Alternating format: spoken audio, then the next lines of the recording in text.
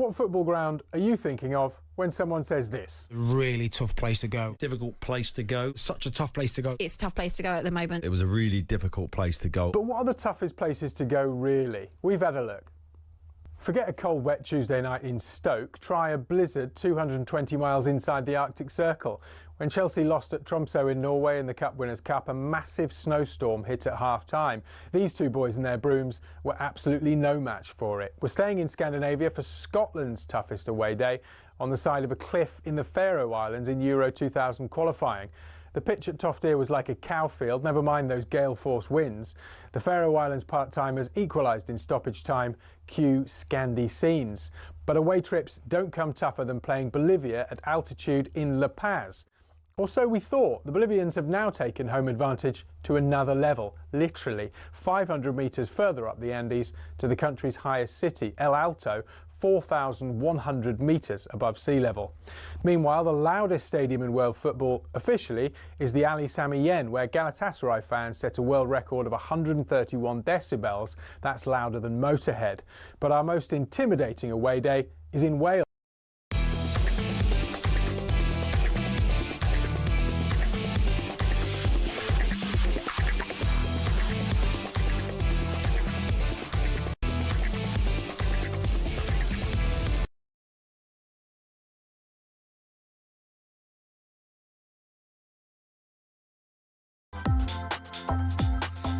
A very good evening. This is The Final Word with me, Sam Ellard, alongside the experienced Premier League manager, Alan Pardew. We're on the back of the Manchester derby and we're taking your calls. Manchester City beating Manchester United 3-0. Ruben Amorim has 8 wins in 31 games as Manchester United manager, yet continues every single week to pick the same system with very similar results. Are there any signs, any evidence he is the man to turn things around? Surely Ruben Amorim is naive for sticking with this system every single weekend. Man United fans, how are you feeling? 03717 223344. Man City fans, after back-to-back defeats in the league, how impressed were you with your side's performance? Foden back in the team playing well, and the main man up front, Mr. Erling Haaland, with a brace. Is that title challenge well and truly on the cards this season? 03717 223344. More fallout to the rest of the day's football action. Liverpool retaining their 100% winning record and we will of course be paying our tribute to the former world champion boxer Ricky Hatton, who sadly passed away aged 46. TalkSport is now on your smart TV, so just grab the app on Android TV and Google TV, or even on Prime Video, so you can come watch us in our brilliant new studio. But this show, The Final Word, this Sunday evening is about you. 03717 223344. Come on and have your say. Alan Pardew, good evening. How are you? I'm very well. Sam, how are you? I'm good. Manchester United, once again today, poor, pathetic.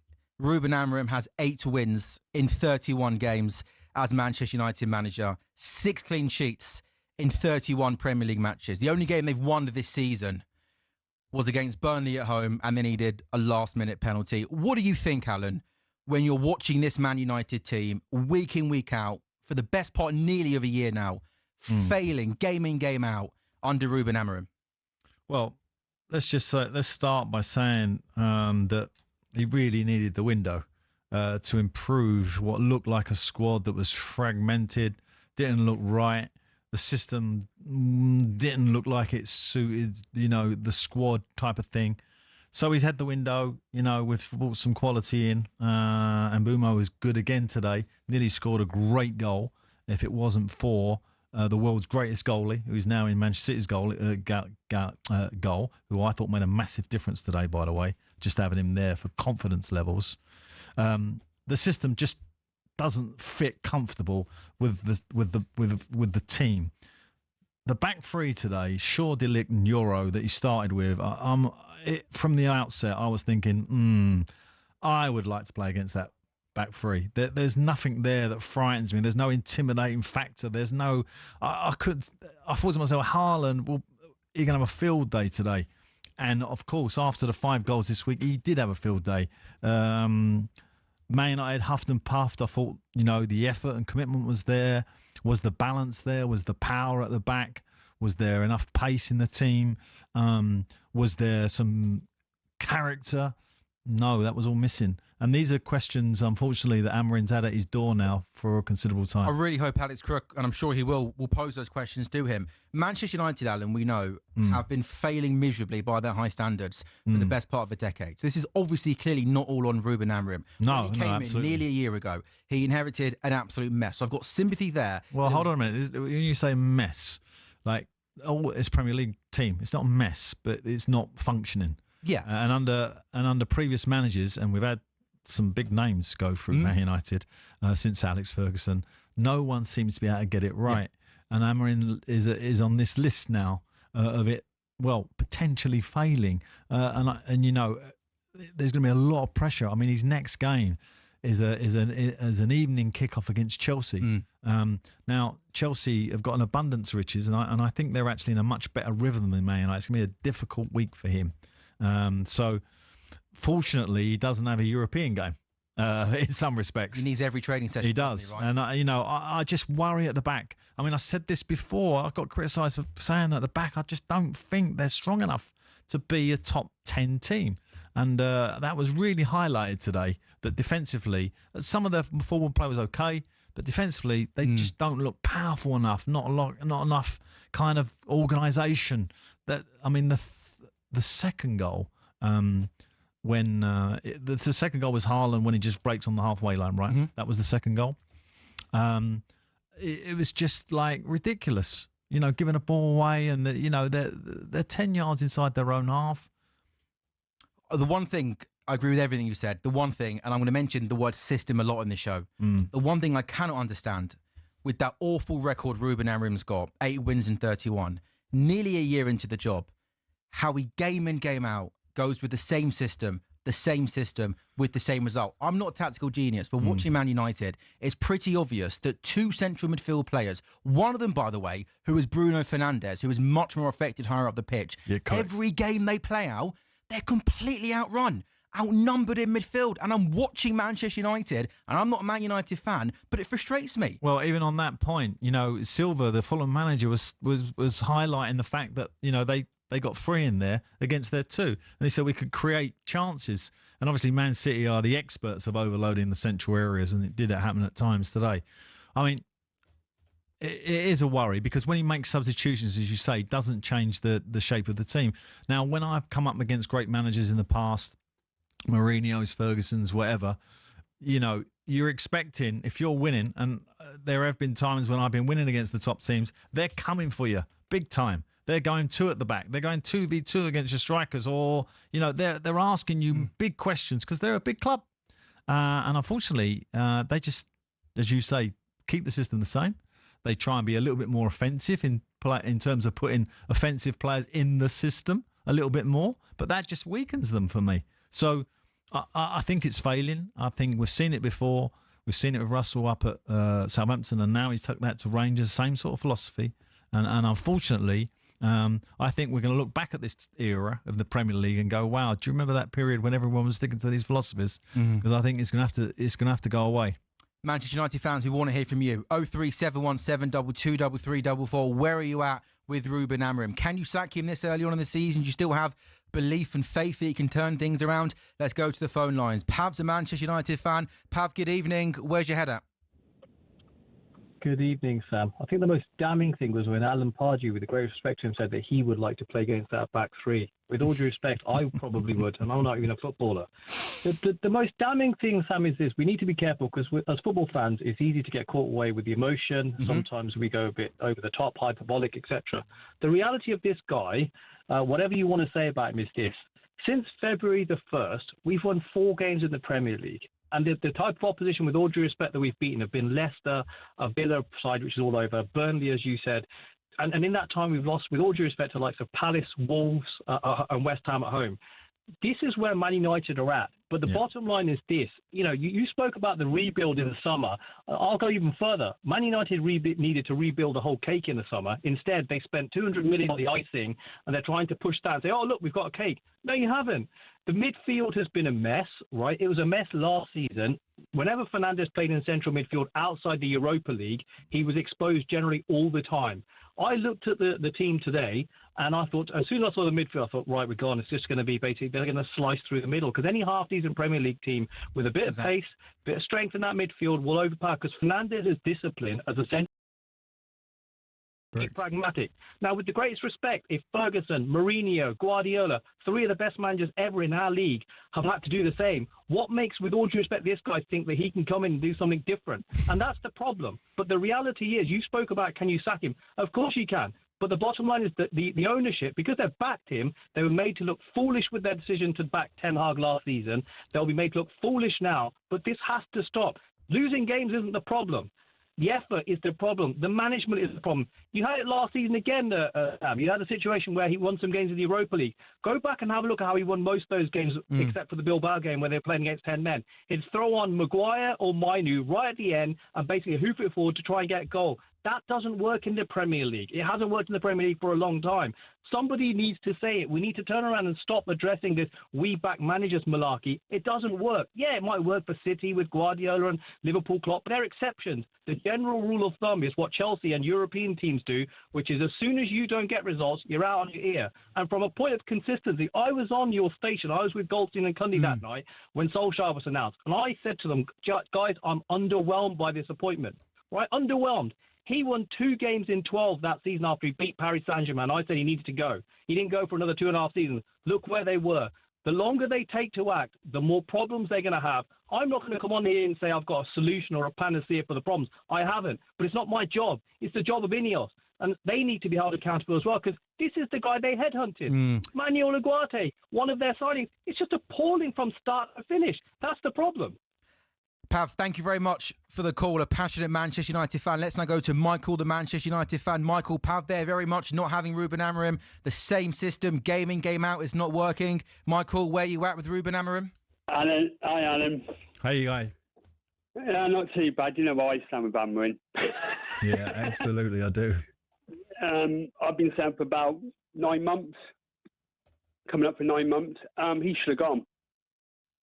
Absolutely should have gone. If you're not adaptable, and that's the problem with this game today, not adaptable, not changing things up, not getting things in the summer done properly, we've got a manager now who will be as stubborn as my dog and not do as is told. He will just back himself playing the same system. I would go back to 4-3-3. Well, look, can I just come in here, right? Because I listen to you, both you guys now, right? And let me just say this about Amorim. You're talking about a very inexperienced manager here. He hasn't managed for long in his career. And in his career at Sporting Lisbon, right, he turned around a team with this system and had massive success. There's no doubt about that, hence why he's the Man United manager. And I think the inexperience is costing him a little bit. I think he's trapped in that Sporting Lisbon success. Do you know what I mean? It brought me success. This is how I'm going to implement this here. And it's such a big club, such a huge environment for a manager. And he was saying today how different his job is to Pep's, for example, in terms of profile. It is just all encompassing in terms of the media.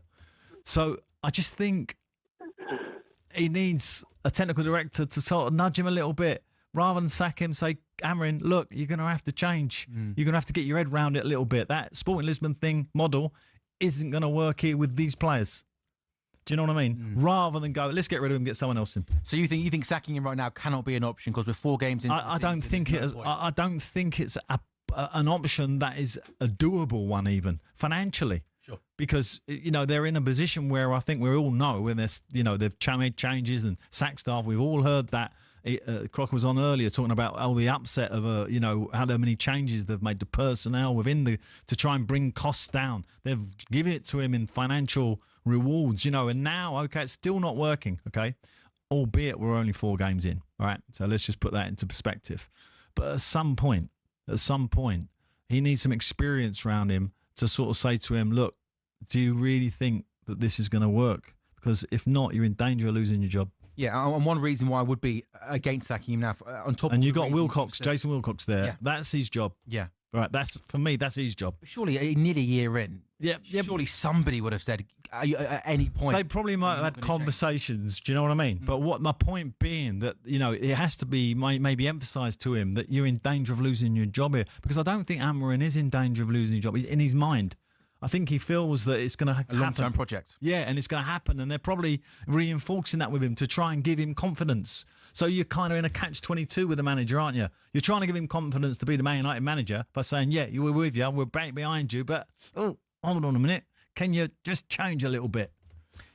Keep your calls coming in then to us. Ruben Amorim's win record is 35.5% at Manchester United. Are you done with the Man United project? Whatever that might be. The calls are coming in 03717 223344. We're taking more of your calls the other side of this break on The Final Word, and we're live on TalkSport.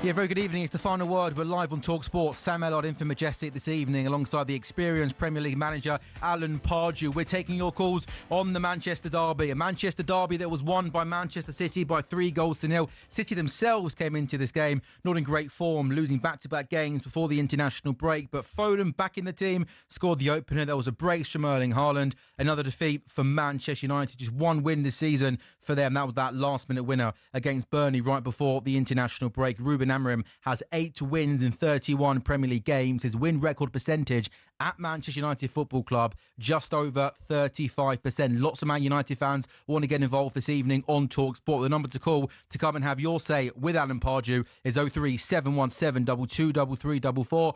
Bob, you're live on TalkSport. Big Man United fan. What do you want to say? Right, where do I start with this shocking Manchester United team? I said it 3 years ago. I've not rang up since, but I don't know where to start. We're buying players that are carbon copies of each other. So you get Ellard, he's a Serie A player, mid-table, maybe top 3, does okay, comes here, does garbage. Okay, we'll put him on loan. We'll bring someone from Bologna. We'll bring someone, and it's just a carbon copy of each other. As soon as they get the ball, you're getting that slow motion, setting in, knowing it's not even going on target, let alone in the goal. This Manchester United team haven't excited me since the days of Cavani and Ibrahimovic. That's how long it's been. Yeah. And don't get me started on Dorgu. I seen today Manchester City left him on the left side, unmarked, and they were marking Ahmed with 2 players. I've seen multiple teams do this. He's a great, what's the word for it? His physicality is great, his strength. He can't pass a ball, he can't score a goal. Why are we not looking at that? Because I think that side of play, if we change it to a player who can deliver, someone who's not scared to score a goal or can actually score a goal, United can be okay. But I don't know what to say. I'm just shocked. Yeah. This is what Manchester United have turned into. Look at the players we got. Warhorse, Højlund, Zerske, Zesco, come on. You're not even raiding the top Italian teams. You're not going into the top German teams. You might as well raid the Championship. Who is doing the scouting at United? Are they drunk? Are they just filling paperwork in? Oh, he looks good on paper, scored 30 in Serie B. It's disgusting. Something needs to change. I mean, your description of Højlund and Sesko kind of being, like for like, is very apt on his performance today. He didn't really show anything, Sam, did he? I'm looking at him thinking, come on, show a bit of physicality, show some, fight for the Man United shirt. You're just coming into the team. It was his debut today, wasn't it? His first start, yeah. And you're thinking, come on, that was one of them. And Boo was good. Since he's been at the club, I think he's improved the team. But there's so many holes. Like Luke Shaw, he's saying about, Dorgu playing out there as left wing back. Luke Shaw probably's got to be a better left back wing back than him. Yeah. And put a he centre didn't cover himself in glory, did he, Luke Shaw, for that first goal? He's too weak a centre back. You mentioned the holes in this United team. The biggest hole is in the middle of the park when there is every single game you watch, the Manchester United are outnumbered in that midfield. And sometimes the 2 midfielders they've got who are going up against 3 midfielders are Bruno and Casemiro, who aren't known for being the most leggy midfielders, are they? I mean, Casemiro, well into his 30s now. Bruno, much more effective going forward. So again, that's something that I just can't move past out, that midfield setup. Yeah, but this system, right, is played by Palace, who haven't been beat for 15 games, by the way. Right? They only played 2 midfield players, right? But the 2 number 10s, right, come back and defend properly, right? And I'm not seeing that in the Man United team. I don't see that same kind of commitment to defend like Sarr does for Palace, like Eze did for Palace, back into the pockets because you are going to be outnumbered. If they come back and do the job properly, you're actually got 4 in there. Sure. Rather than 2. So there is a dysfunction between the 2 number 10s and the 2 sitting midfield players at Man United, for sure. Bob, thank you very much. A good, passionate Manchester United fan. Jill, the Man United fan, you're live on TalkSport. Jill, Ruben Amorim, is your patience running thin? My patience ran out. It's not running thin. Good evening, Pars. How are you doing? Jill, are you okay? I'm good, thank you. I'm just glad Majestic's not here. Yeah, well, Majestic would have been rubbing salt in your wound, as you know.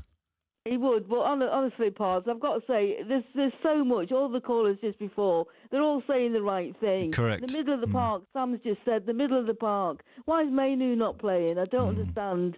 The keeper. By the way, can I just go, Jill, Manu, when he come on, what did you think, in his facial expressions, did you think he looked happy when he come on? No. No, nor did I.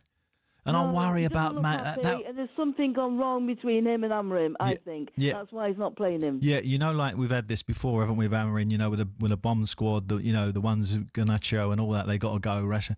I'm beginning to worry if Manu's going to be in that group soon. And I think that's a massive and that'd worry. be a massive shame. Massive worry. Anyway, let's come off that. Jill, go back to your point. Why was Shaw on Haaland? Why was Shaw on Haaland? No idea.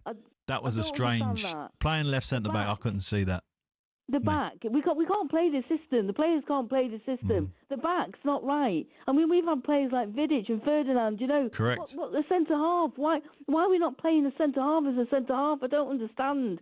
And Jill, can I just give you a little classic, right? And I am going to drop my name in here, which is Sir Alex, right? So I said to Sir Alex one day about, when you're under the cosh here at Man United, when you need to win, right? And he said, Alan, look, when you're a Man United manager and you've got to push, right? You've got to always push for win. You've got to have a centre-back who can deal one-on-one with the quickest striker in Europe, right? You've got to. And the players you're mentioning, you had that, didn't you? But you haven't had it for years. No. And it's so depressing, honestly. I don't understand it. You can't go one for one at the back. You just can't. You haven't got a centre-back who can deal with it at the moment, unfortunately. For the first time, I'm questioning Amorim. I know you said he needs some backup, but Jason Wilcox, what's he doing? What is he doing as a technical director? Is he not telling Amorim this is not working? You've got to be able to adjust. It's not working. Honestly, I'm so depressed and so mad watching that today. Yeah. Because it's just not good enough, I don't want to rub salt into the wounds like Majestic would do, but I've just seen this stat, guys, on social media. Since match day 12 of last season, that was Ruben Amorim's first game in charge of Man United, no ever-present Premier League team have performed worse than Manchester United. That's 31 points from 31 games. Wow. This is Manchester United Football Club we're talking about, Jill. Yeah. I know, it's my team. It's my team. I'm watching it. And we've had Solskjaer, we've had Ten Hag. He didn't work. And now we've got another one that doesn't work. How many are we going to have that don't work? Do you have any idea, Jill, of what you would want the football club to do next? Oh, God. Yeah, no, listen, trying to find a solution for this, Sam, is not going to be easy for anyone, right? Because they've got themselves in a little bit of a pickle here. Even the owner, right, who's saying he doesn't want to invest in Britain and he wants to build a great big stadium. Martin Samuel makes a good point in the Times today. If you're gonna want an investment for the government and you don't want to invest in the country because you don't think it's going anywhere, why would the government invest in building a brand new stadium in the north? Sure. So that makes no sense, does it? So I don't understand that logic.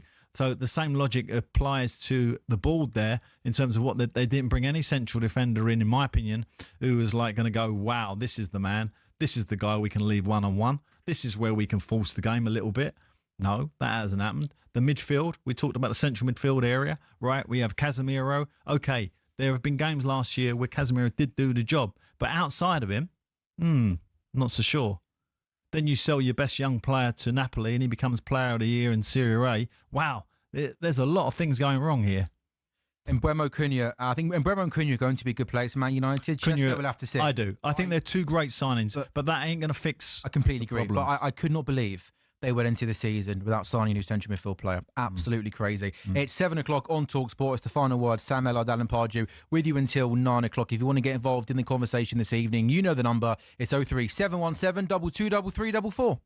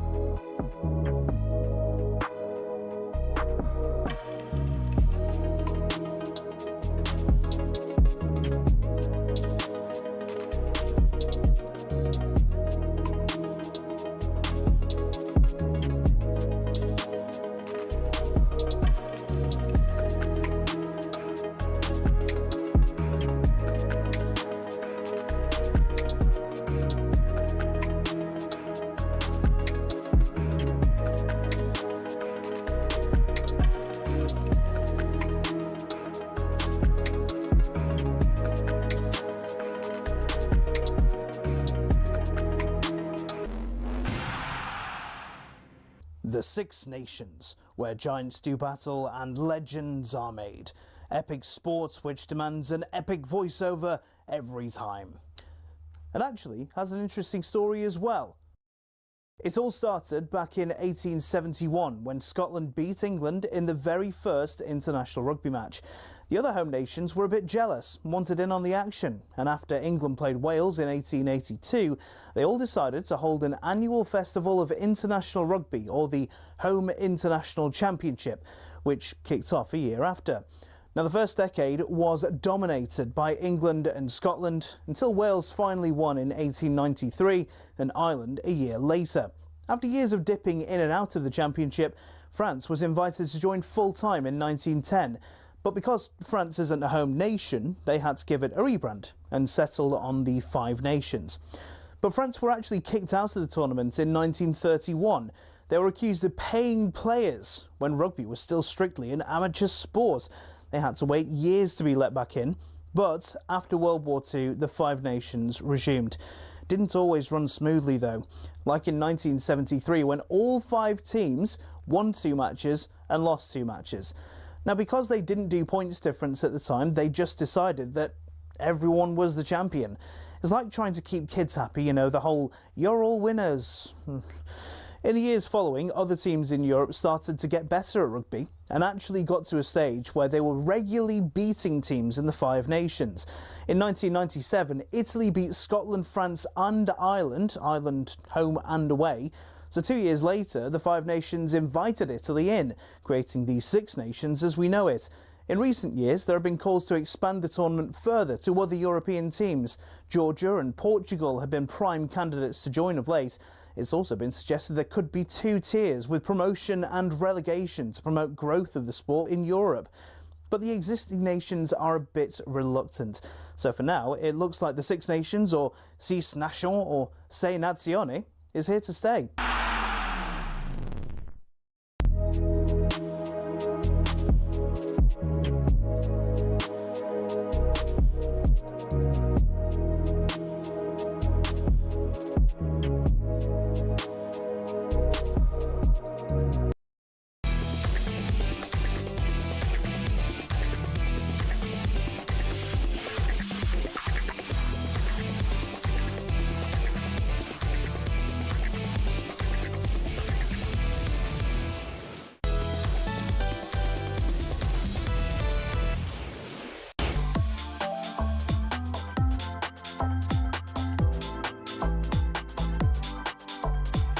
A very, very good evening. Welcome to the Final Word phone-in with me, Sam Ellard, in for Majestic today alongside the Premier League manager, the experienced Premier League manager, Alan Pardew, been at Newcastle, West Ham, among many, many other teams. It's been a busy weekend of football, a good weekend of football, unless you're probably a Manchester United fan. Another humbling in the derby against Man City, a brace for Erling Haaland, a 3-0 win. Ruben Amorim has 8 wins in 31 games as Manchester United manager, and yet continues every single game to pick the same system with very similar results. Man United fans are not happy this evening. Get involved, 03717 223344. And Man City fans, you were absolutely fantastic. I've had a couple of texts from friends saying, come on, give us some credit. You did look back to your best after back-to-back defeats in the Premier League. Erling Haaland was excellent. Phil Foden starting, looking good. Jeremy Doku really dangerous. Man City fans, are you confident the Premier League could be coming back to the Etihad today? 03717 223344 is the number to get involved. Remember, TalkSport is now on your smart TV.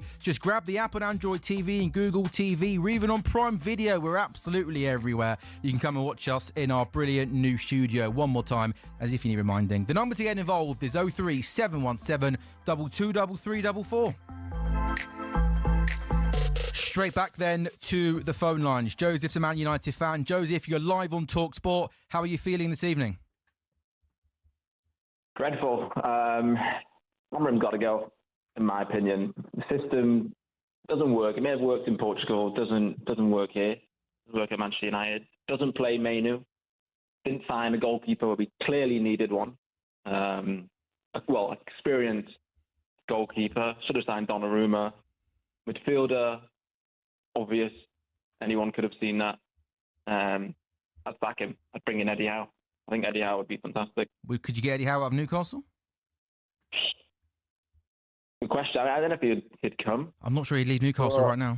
You can forget that one. Yeah, that feels wishful thinking, Joseph. Listen, it's Manchester United. I don't think that he would come now, but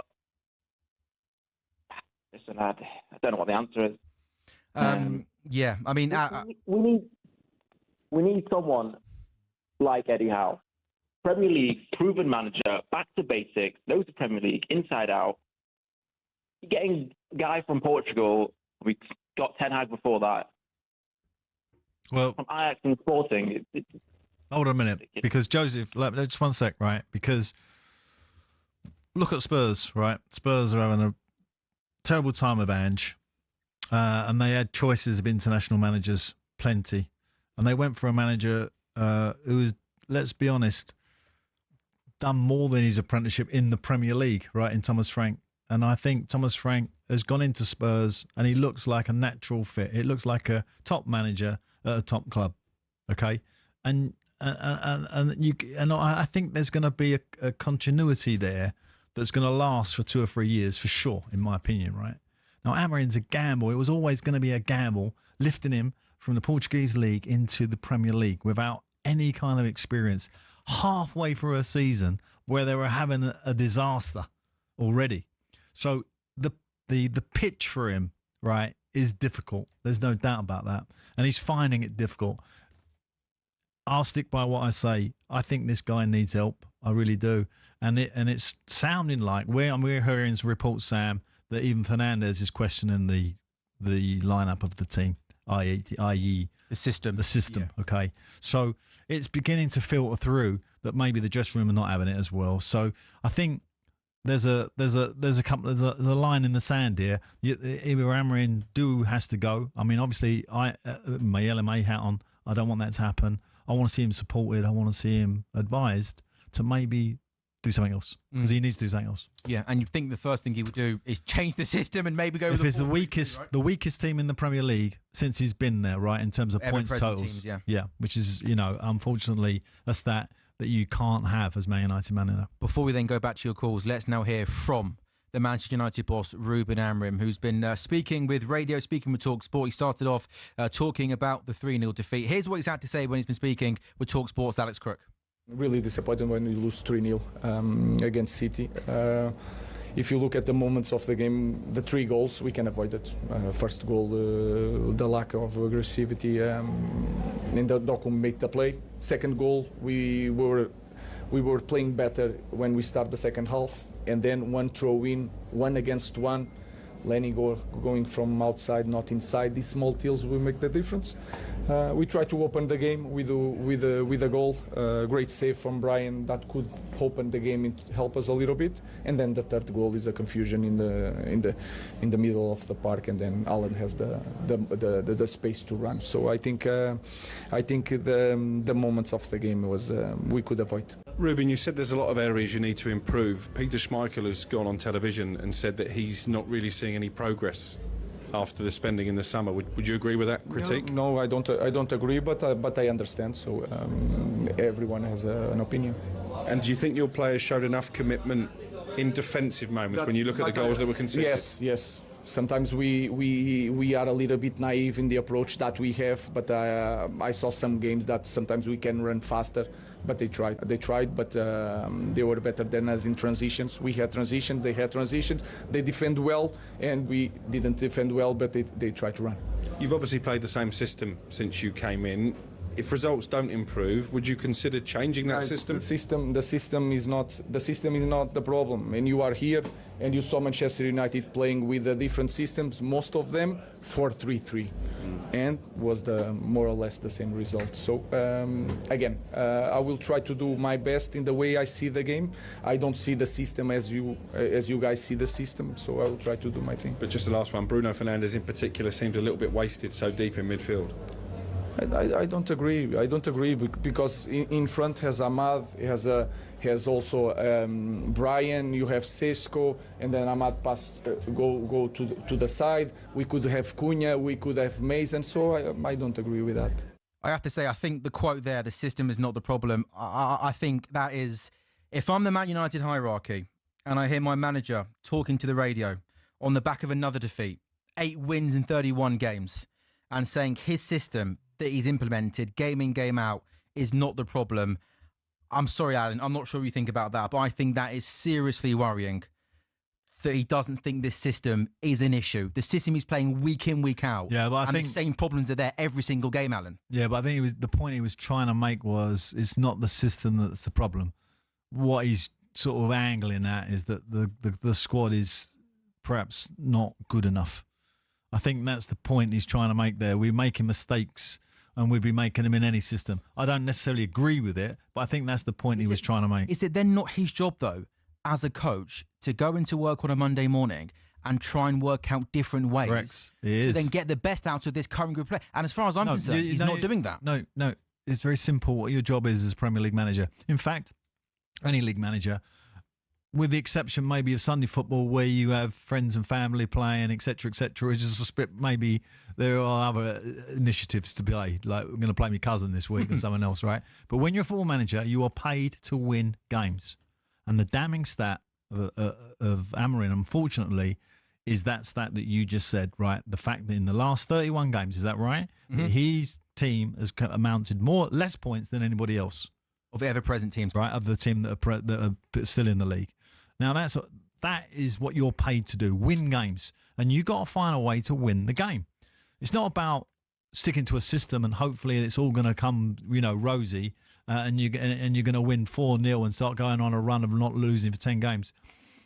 What I will say is that the system, I disagree with the fact that the system doesn't work in this country. That's not true. Because Crystal Palace are proving that the system can work.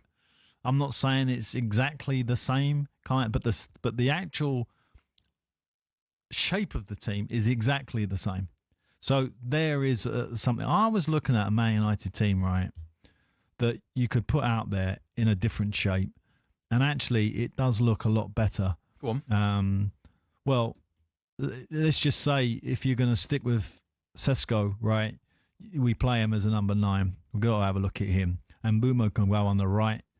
You got Fernandes. I would play off the left, like Leslie does for Arsenal. So he comes in off that side, right? So he doesn't play left wing, but he plays off the left. Then you got Cunha. Then you can have Manu in the team. Then you got Casemiro. Then you got a back 4. And the back 4, the best one I could think of was Shaw, Maguire. Believe it or not, I still think Maguire should be in that team. From one of the other centre-backs I've seen, De Ligt, probably, and Mazzazuri at right back. And suddenly, and obviously Lehmann's the new goalie in the goal. Suddenly, I think that's a little bit more competitive than what I see today. It's more balanced, doesn't it? Yeah, it looks, just writing that out on paper now, just looks Casemiro, Manu, Fernandes, Cunha in the middle. It sounds all right to me. It sounds like it's a doable kind of system. So let's just say that perhaps this week might be a watershed for Amorim, and he needs to really look at what he has in the group and what he needs to do. I'm just seeing some tweets of some more Ruben Amorim quotes. This might be from the written media press conference that he'll obviously be doing. He said, "I will do everything I can for Man United. It's my message to the fans. I'm suffering more than them. I won't change my philosophy. If they want it changed, you change the man." Yeah, okay. Well, that's something. But the philosophy doesn't necessarily mean the system. He might be talking about the philosophy of how he plays. He wants to be on the front foot and attacking. I do think Amorim, he's not a defensive coach, is he?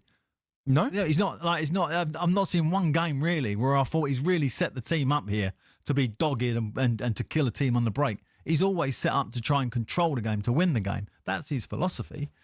The system, I'm hoping here that he doesn't mean the system. We'll bring you some Manchester City reaction very, very shortly in the next 15 or 20 minutes. Yeah, because, we have got to give them some credit. And City were really good, weren't they? In particular, in that second half, I thought. Yeah, First off, I actually thought it was an even game, but I thought City in the second half really good. The second goal they scored out, Foden, Doku linking up really well. Erling Haaland was brilliant in front of goal. Of course, Rodri was back in the starting 11 today, looked a lot more solid as well, defensively, well organised. And also, perhaps, we should talk about Donnarumma as well, because lots of talk about him coming in. Are City going to change their style with him maybe not being as good with the ball at his feet? But just as a goalkeeper, he made a couple of really good saves. No, he made a save. Commanded his area well. He made a save that I would suggest only 10% of the Premier League goalies would have made. That's how good that was. And we shouldn't forget, this is a Champions League winning goalkeeper that Man City have managed to bring in. Man City fans, we want to hear from you as well. It's not just about Manchester United. 03717 223344. Come on and join TalkSport, the final word. Have your say with Alan Pardew. Taking your calls again in a couple of minutes' time on TalkSport.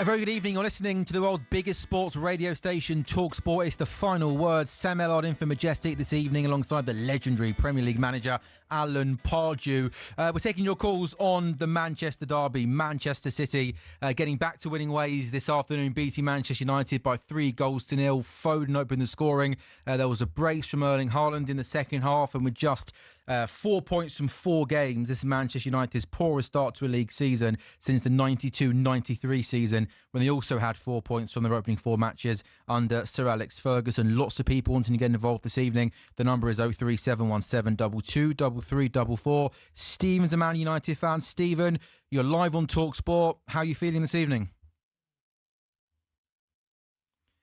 Hello, mate. How are you doing? I'm good. I'm guessing we're both doing a little bit better than you are this evening? Yeah, absolutely. Long-suffering Man United fan, unfortunately.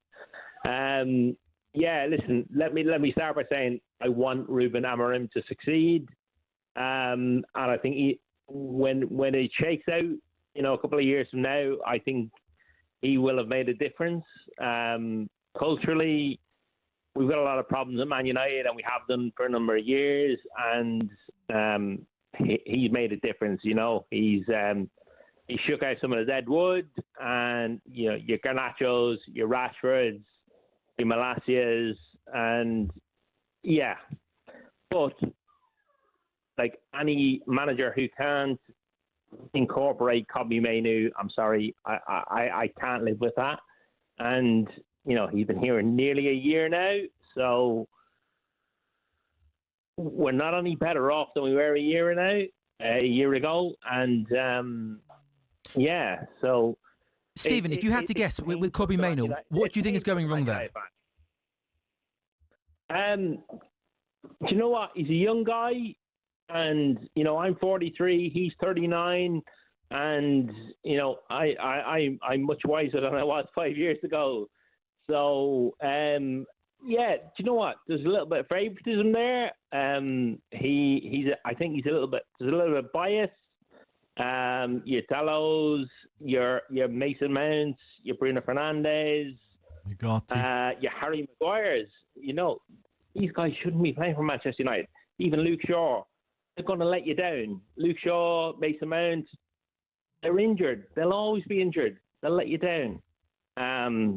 You know, it's a tough time, and I think he's doing it for the right reasons, but he's making a lot of mistakes, and you know, as somebody who wants to support him, I'm running out of patience.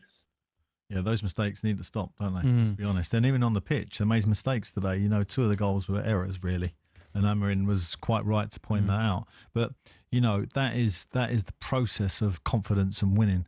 And they're far from that at the moment. And they look like a team, which I said right at the start of the season, for me, looking like bottom half of the league rather than top half of the league. It's a concern. Yeah, for sure. We've had lots of Man United fans joining us on TalkSport. Let's hear from a Manchester City fan, because they did go into the international break with back-to-back defeats, a poor performance against Spurs and Brighton, but they were back to winning ways today. 6 points from their first 4 Premier League games. Jackie is a Man City fan. Jackie, you must be one very happy person this evening. Oh, good evening, Sam. Good evening, Good evening. Pardew. Oh, yeah, first of all, Ricky Hatton, that was for you. I know Ricky, I've met his son, Campbell, and I'm devastated. I'm just lost for words, Pardew and Sam. I'm heartbroken. I just can't believe it's happened. And the City crowd today, I'm nearly in tears now, the City crowd today were absolutely fantastic, singing One Ricky Hatton. Oh, that's good. And, you know, the minute before the United players and City players all stood in the line like they do, applauding, and even the United fans were singing One Ricky Hatton. So thanks, United. Fair play to you. Anyway, well said. That's that. Yeah. I'm all right. I'm fine. It's just that I know Ricky. My daughter met him. Natalie's 31, and she met Ricky when she was young as well. And the whole club is absolutely devastated. But hey ho, the boys did it today. Thank you, City. The players were absolutely outstanding. I'm not going to say we're back to our best today because we played against a very, very poor Manchester United team. But the whole team stuck together, and Phil Foden's back, and Erling was outstanding. He was defending as well. And Donnarumma, what a save in the second half. It was superb. And that's all I basically want to say tonight. I don't really want to go on about it. And no, but that's very nice words, Jackie, for Ricky there, and much appreciated. You're very welcome, guys. And where's Majestic anyway? Yeah, Majestic unfortunately has work commitments elsewhere, which I guess are financially more viable than working for TalkSport. Oh, thank you. And thank you so much for letting me on. I just wanted to, like I say, pay my respects to all Ricky's family, Campbell, and all Ricky's friends. A lot of the City fans, actually Brian was good friends with Ricky, and a lot of the Blues I know are good friends with Ricky as well. So, and we endorse that TalkSport too as well. Thank you very much. Thanks, guys, for letting me on. That was lovely. Thank you. Well done, Jackie. Jackie, thank you very much for the call, and some lovely words there to Ricky Hatton, who sadly passed away today. We're going to be paying our own tribute on the show to the legendary boxer, and listening to a lot of TalkSport today. The thing that stuck with me more than anything is not just people coming on and talking about him as a boxer. We all know how good he was as a boxer, but it was the people that came on and spoke about what he was like as a man, what he did for the community, what he's done for the younger generation. So it goes without saying, a great boxer, but a great man as well. And a little bit later on in the show, we'll be paying our own tribute to Ricky Hatton.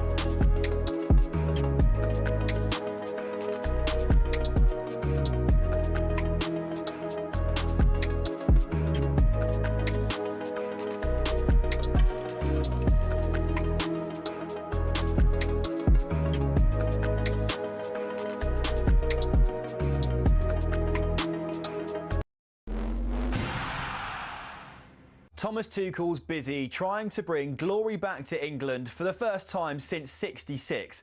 But how did he get here? Well, from the sleepy town of Krumbach via some giants of European football, here's his journey to Wembley. Sitting around 60 miles west of Munich, Krumbach's population is less than 14,000 people. But Tuchel's friends there remember a boy whose ambitions lay far beyond the Bavarian community. His will to win was evident early. Tuchel often captained his youth football teams, and his school side lifted the national German football trophy in 1987. The sport took the young defender on a whistle-stop tour of South Germany, from Augsburg to Stuttgart and then Ulm. A knee injury ended his playing career at the age of 25, though. Tuchel accepted his first coaching role in the Stuttgart youth setup in 2000, hired by none other than Ralf Rangnick. Under Tuchel's stewardship, the club's under-19s won their league title in 2005.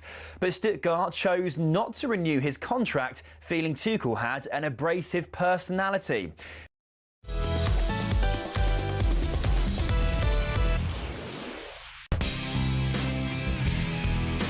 A very good evening. This is the final word. We're live on TalkSport. Sam Ellard, Alan Pardew with you until 9 o'clock this evening. This is your chance to win £25,000 and tickets to see Oasis at Wembley on Saturday, 27th of September. This Friday, we're calling 2 lucky listeners on air who will go head-to-head for the cash. Both will score the tickets, but only one will walk away with £25,000. Listen up. Here is how you enter. 18 plus, UK excluding Northern Ireland. For a chance to win, text the word Oasis to 83338 and you're in the draw. Text costs £2 plus 1 standard network rate message. You must have the bill payer's permission. Or you can enter for free by calling 0330 880 338. All entries must be received by the 19th of September at 9 a.m. This is a TalkSport limited promotion run on TalkSport, Talk and Virgin Radio UK stations. Full terms and conditions at talksport.com.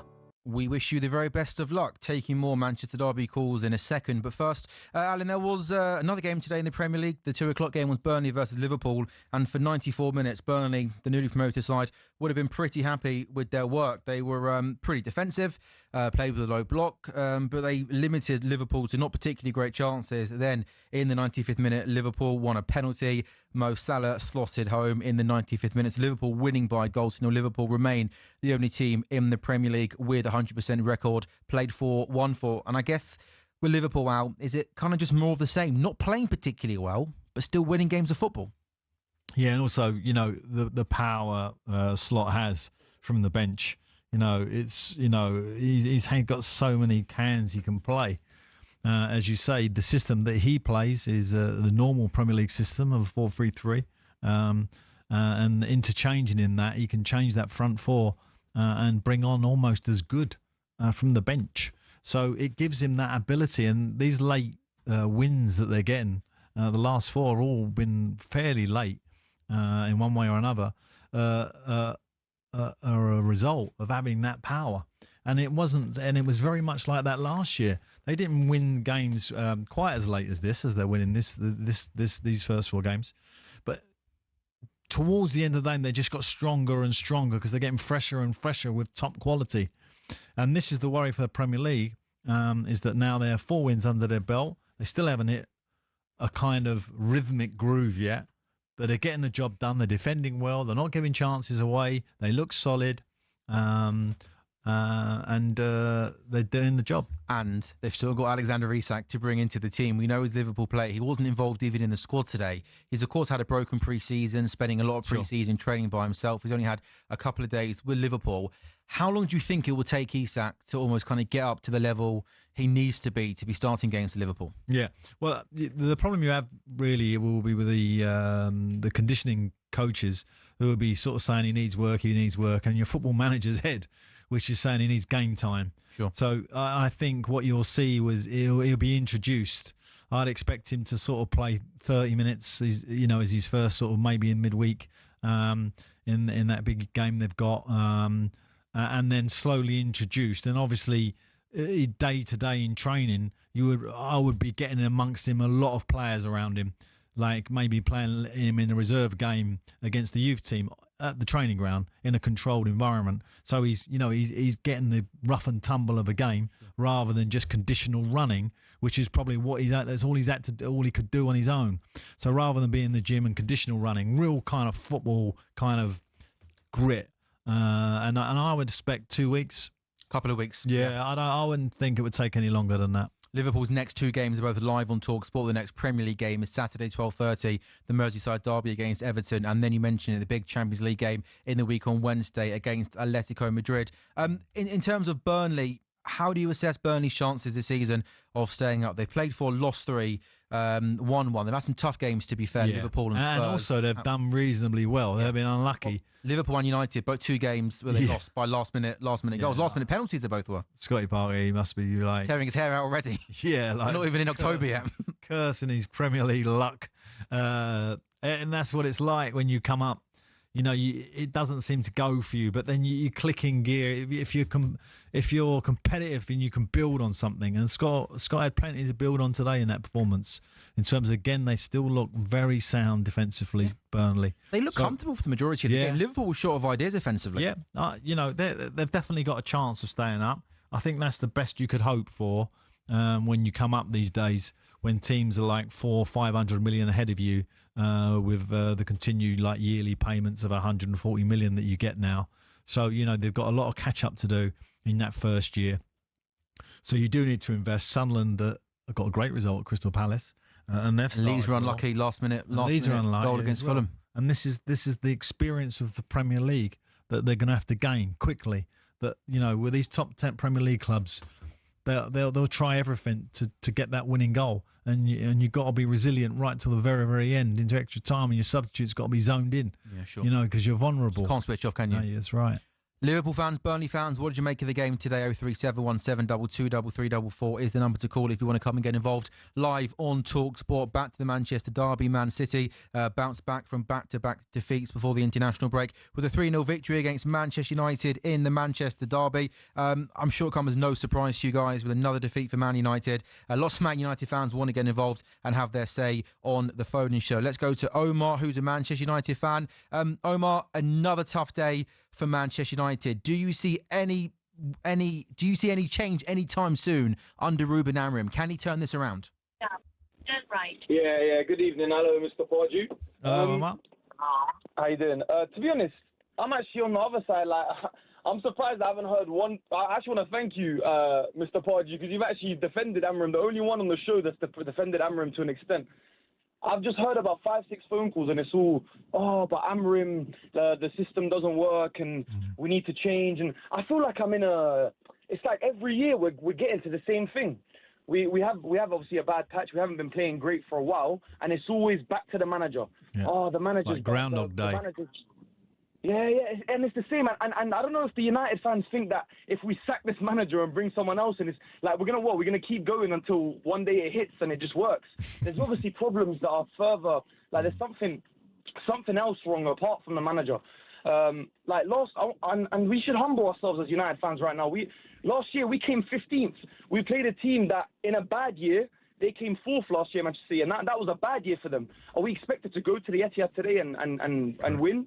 You know, we weren't completely out of the game. And Mbeumo scores that volley, it could switch it around. I think we had some good moments. Look, it weren't great. There was defensive mistakes. There was it was a bit quiet up front in times of the game. But you know, we're not that Manchester United that all you guys are right now on the radio are listening to. We're not that Man United that we used to be. We need to, you know, get behind the manager. We need to take some time. I think this year we've had the most attempts on goal. I think this year we've had. Be careful, Omar. Don't start going down stats because they start piling up the other way. So clear away from them for a minute. But what I would say, Omar, is I'm absolutely right. I do think this. The one thing Amorim's got in his favour is that Man United fans, I don't know, any other fans, if I'm honest, who are so loyal, particularly at home, that they never seem to get on top of the manager. They were chanting the manager's name today. You could hear it from the away. That's what I'm saying. Yeah. It's an amazing kind of fan base in that respect. So for me, he just needs to be sat down and come on, just kind of change the system a little bit, keep your philosophy, just tweak it a little bit, or even have a little trial period with it. Omar, I've been someone that has been critical of Ruben Amorim, but I think you make a good point. I do completely take your point, and you are spot on that Man United have been underachieving for over 10 years now. They've tried different managers, they've had different players, and the football club almost feels like it's a graveyard for players and managers at the moment. Everybody that goes in there underperforms. So I completely take your point. But my question for you, as a Manchester United fan, Ruben Amorim's first game in charge, match day 12 last season, no ever-present Premier League team have performed worse than Manchester United. 31 points from 31 games. Do you not then want to see the manager, in some capacity, attempt to change the formation and be a bit more adaptable to try and change the fortunes of the team? Or you're happy with him doing the same thing, game in, game out? No, see, look, when it comes to that, this 31 games, 31 points, look, that does sound horrible. But included in that 31 games where we only got 31 points was a period where Amorim came when he didn't really want to come. He said, I want to wait till the summer. They said, no, you come now or the job's not there. And obviously, look, Manchester United is still Manchester United after everything we've said, and you're going to take the job. And to be honest, he said he wanted summer because he knew he had a rigorous system, a system that is hard to grasp and a system that needs certain profiles. But no, he took the chance and he came now. And even Ratcliffe in that, he had an interview near January with Gary Neville saying, and he said, look, we understand the situation that Amorim's in, and no matter what happens, he's going to stay. And he did. We lost a lot of games after that interview, and he still stayed. We have problems right now from our striker to our keeper. The two most important positions, where the game starts with the keeper and the game finishes where we score goals with a striker, and we have problems at both ends. This is the profile of the players. We need to have time. We need to get behind the manager. We need, honestly, Omar, both those players, both those positions you're talking about, he's just bought for. He's just bought a new striker, Sesko, and he's just bought the goalie, Lemons. So, them two positions have been, I wouldn't say tinkered with. They've been, they've tried to change those. I mean, at the moment, and I think Omar makes a really good, valid point, they were at Man City today. They were at the Etihad. The stadium was emotional, of course, for obvious reasons that we've talked about and which we will talk about a little bit further on. And also, the team looked a lot better, Manchester City, today. They looked much more on it. They really looked like it was a tough kind of opposition for them. So I do think it's a deep breath from Man United today, fans. Take a deep breath and let's take a few. And then it's Chelsea next week. And I know one thing, that stadium will be up for Amorim. They'll be up for him. So, he's got to deliver. He's got to deliver a performance. A bad day for Manchester United. A good day for Liverpool. Not a great performance, but a good victory, going to Burnley, leaving it late. Mo Salah scoring a penalty deep into injury time. Liverpool played 4-1-4, the only team in the Premier League this season with a 100% win record. Alex is a Liverpool fan. Alex, not playing well, but do you care? Liverpool keep on winning. No, I think, I think we're in a great position. I was there today, and there was just a sense around us that we were going to get that goal. And, we left it late in all four of the games, but that's the mark of champions. And I think today you could see it. It's starting to click. Verts looks lively. So, once all the foundations are in place, Isak comes in. I think, we're the team to beat. And like Pards, you said, the firepower off the bench is just fantastic. And, I really think we can go back to back and do it. And thank God the club did their due diligence and got Slot in and not Amorim. Because, it's fantastic listening to all these fans of the famous Man United complaining. But there we go. Yeah, just one quick question, because you was there today, was you? Like Verts, I'm a big fan of his. And obviously he started, let's be honest, a little bit slowly. He hasn't looked up to the speed. Was he a little bit more on the pace today? Yeah, he looked lively. He's linking up quite well with Salah, Gakpo. I think he's going to be a gem and come good. And it's difficult coming to a new league with that big price tag. But, I think he's 22. And, I'm really positive about that kind of front four, the interchange in play. And, he's getting there, but needs a bit of time. And once he's there, we'll see what he comes up with. But I'm positive, and I'm positive that we'll go back to back and win it again. Yeah, it's funny because when you look across the league, and I include Guy Carreras and a few others in this, no one's really come in and ripped it up, have they? Like of the new signings, in terms of new players, I'm trying to think everyone's trying to find from abroad. In terms of, like all the big signings. Obviously, the Newcastle boy got his goal yesterday, the big fella. And, took it well, didn't he? He did. It was a great header, actually. But no one's really kind of gone in and like some years we've had players come in and gone making bang, an impact. You know what I mean? Like Haaland, for example, did that. But so I think it's wait and see on a lot of these players. Wait and see. Busy couple of days coming up for Liverpool. Champions League game against Atletico Madrid on Wednesday, then the Merseyside derby on Saturday against Everton.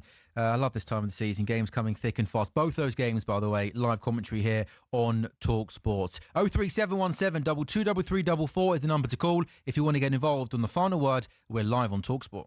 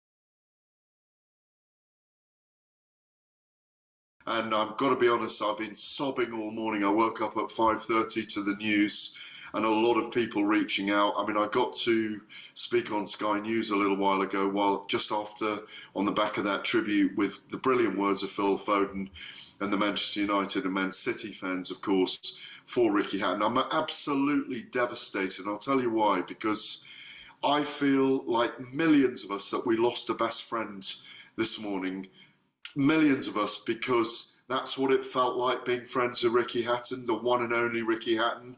He was like that, the people's champion, the real people's champion. He was one of us. It always gladdened your heart to see him, to be with him, to be around him. Funny guy, smiling guy, giving guy, always making you laugh. He did the same with the fans, fellow boxers and members of the media. Ricky would always have a pint with you, regale you with stories, fill the room with laughter. But we knew he had a deeper kind of mental health issues going on that he was open about as well. I knew him from his debut at 18 under Frank Warren all the way to now, really. I spent many hours with Ricky. I would consider myself a friend of his, and I'm absolutely devastated today to learn that he's gone.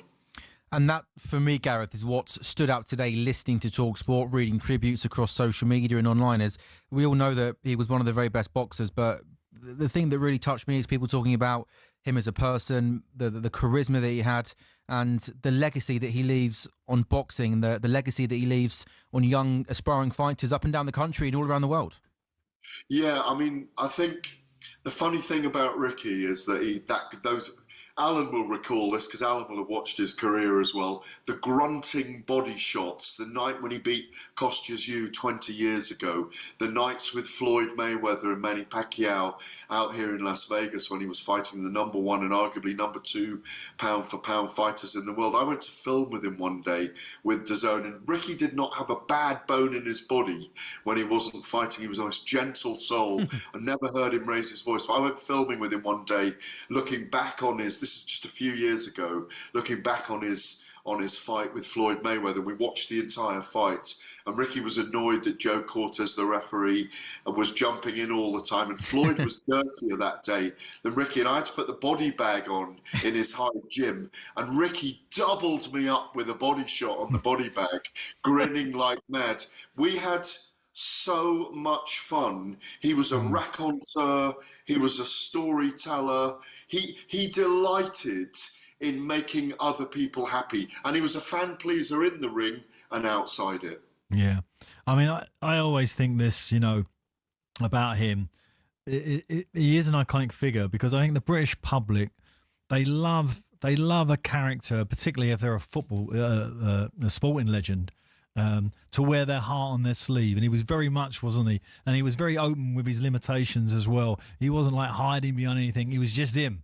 And I think that's why the love that's being shown for him from Gareth and everybody today is such. It is because of that. And it's a great quality to have. And as you say, it's a really sad day. Alan, there was no side to him, no ego. Sam, the thing is about Ricky, I recall him coming out in the Fatton suit. Remember when he came out as Ricky Fatton? Yeah, of course. Manchester City Stadium and stripped the suit off when he fought Juan Lascano. He used to have his bleep shirt competitions. We'd all go to Nine Fine Irishmen and drink Guinness with him after his fights here at New York, the casino, crammed in with fans. And there in the middle of it all is little Ricky Hatton, as he used to call himself, all surrounded by the fans. No security, no entourage. Yeah. He really, really was. And that's why the outpouring today is so upsetting when you read it all and so emotional, because he genuinely was a man of the people. No ego to him. And he was amazed at his own success as well. It's just an incredible character. He's gone too soon. A great man, but a great fighter. I'm sure, Gareth, you have been out and covered many of his fights over the years. Is there a moment, a memory, a fight, a win, a defeat that stands out for you in his career?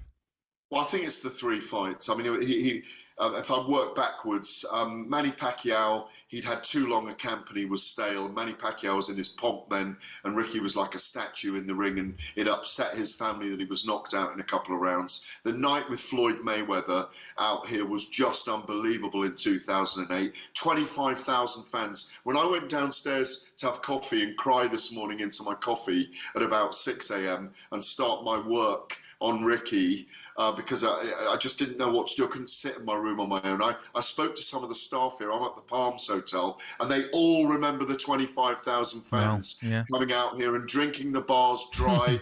When Ricky lost, they were singing "There's Only One Ricky Hatton" and the Hatton Wonderland all the way up the strip. You could hear it all night long. They've never forgotten that. And then obviously the night in Manchester when he bullied and terrified Kostya's who was probably number 3 pound for pound in the world at that time, 20 years ago, that signalled the rise of being a world champion to superstardom for Ricky Hatton. Those are the 3 fights I'd pick out, really. Gareth, wonderful words, a wonderful tribute. Thank you so much for coming on TalkSport this evening. Really appreciate it. Pleasure, gents. Pleasure. That's Gareth A. Davis, Fight Night host, with some wonderful words there. And of course, tomorrow morning on Breakfast and throughout the day, the week, the months to come, there'll be plenty of tributes to the legendary boxer. A great character, a wonderful man, Ricky Hatton, who sadly passed away this morning.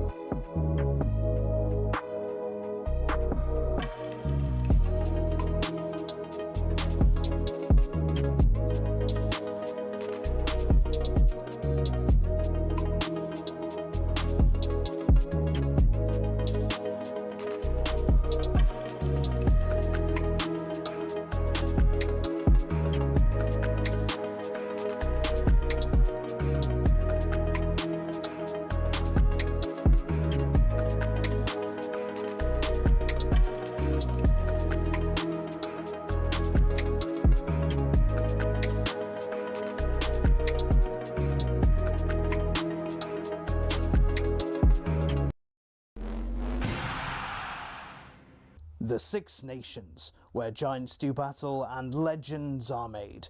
Epic sports which demands an epic voiceover every time. And actually has an interesting story as well. It all started back in 1871 when Scotland beat England in the very first international rugby match.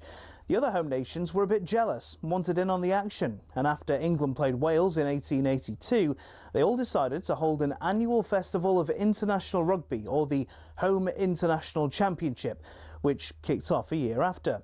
Now, the first decade was dominated by England and Scotland until Wales finally won in 1893 and Ireland a year later. After years of dipping in and out of the championship, France was invited to join full-time in 1910. But because France isn't a home nation, they had to give it a rebrand and settle on the Five Nations. But France were actually kicked out of the tournament in 1931. They were accused of paying players when rugby was still strictly an amateur sport. They had to wait years to be let back in. But after World War II, the Five Nations resumed. Didn't always run smoothly though, like in 1973 when all 5 teams won 2 matches and lost 2 matches. Now, because they didn't do points difference at the time, they just decided that everyone was the champion. It's like trying to keep kids happy, you know, the whole "you're all winners." In the years following, other teams in Europe started to get better at rugby and actually got to a stage where they were regularly beating teams in the Five Nations. In 1997, Italy beat Scotland, France and Ireland home and away. So 2 years later, the Five Nations invited Italy in, creating the Six Nations as we know it. In recent years, there have been calls to expand the tournament further to other European teams. Georgia and Portugal have been prime candidates to join of late. It's also been suggested there could be 2 tiers with promotion and relegation to promote growth of the sport in Europe. But the existing nations are a bit reluctant. So for now, it looks like the Six Nations, or Six Nations, or Sei Nazioni, is here to stay.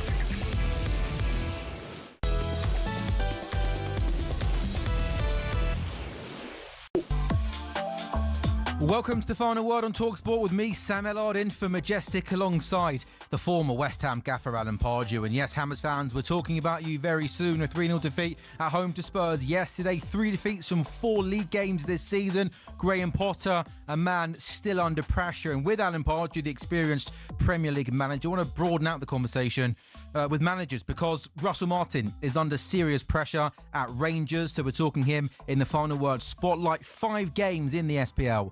0 wins this season. Ruben Sellers has been sacked as Sheffield United manager. Could Chris Wilder go back again? And I want to ask Alan about Ange Postecoglou. Is he going to adapt? Should he adapt? And if he does, how long will it take for him to implement his style? He said yesterday, Wednesday, not next month, not next season. It's Wednesday in the Carabao Cup game against Swansea. We're continuing to take your calls on today's football. Manchester United, another bad afternoon for you. Beaten 3-0 by Man City. Liverpool still have a 100% record in the Premier League. Not a great performance against Burnley. It was a late penalty. If you want to get involved, the number's 03717 223344. But right now we're giving you the greatest quiz on radio. Now, Alan, I'm just a guest on this show this week. Is that statement true? Is it the greatest quiz on radio?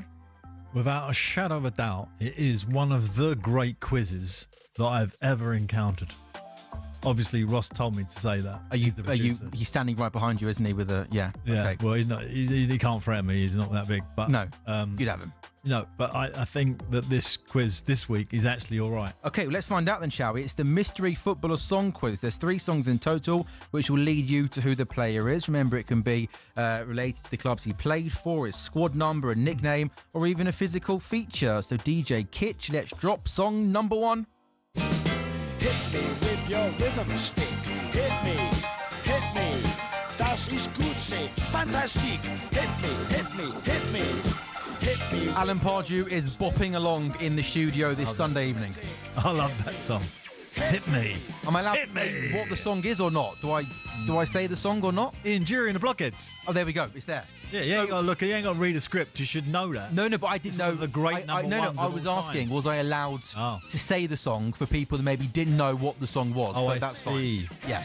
You was doing the Bradley Walsh bit. You was trying to work out how the quiz works. Oh, yeah. Live on air, trying to work out how our own quiz works. Yeah. There's still 2 songs to go, but if you think you know who it could be from our first song, play that song again. That's fantastic. we can maybe have it one more time. Maybe when we reveal who the person is, we can have it again. 1889 on the text if you think you know who it is. I think now, though, Al, it's time to go back to the lines.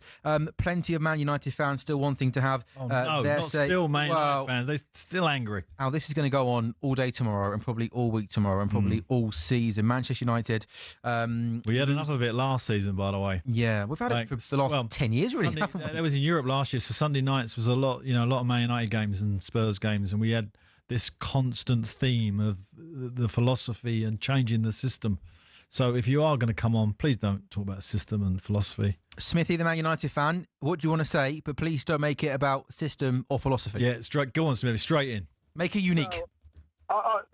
Evening, gents. The big problem with me is that I don't think that the system's a problem. I think if you've got every player that can play the system, then that's fine. And I'm not saying Amorim's a bad manager, but my issue is that Alan might know a bit better than me. For a system like that to work, you've got to have every player that can play in the position, as well as people that are adaptable on the bench as well.